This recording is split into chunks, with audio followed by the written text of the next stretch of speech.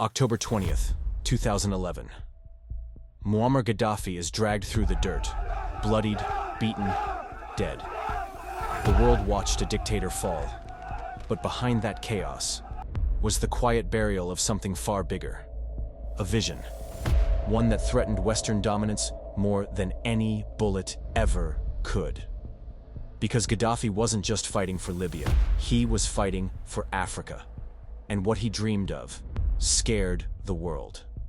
Imagine this: no colonial borders, no foreign currencies, no French control, no American hand in your pocket. Just Africa, united. That was Gaddafi's dream. One African passport, one African army, one central bank, one gold-backed currency. He called it the United States of Africa, and he wasn't joking. He pumped billions into African satellites, banks, schools.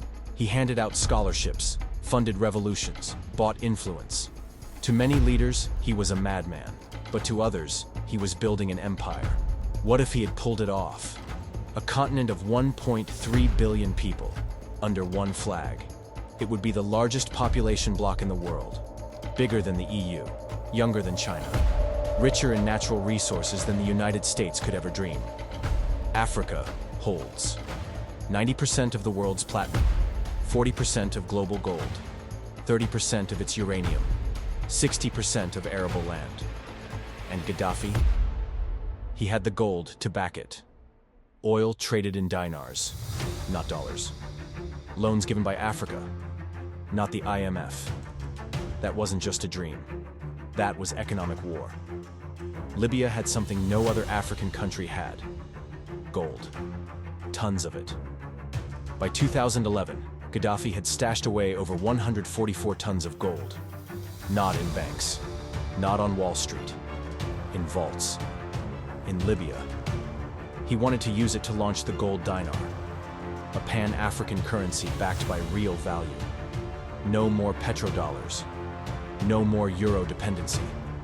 Oil would be sold in African gold, and it would change everything. France panicked.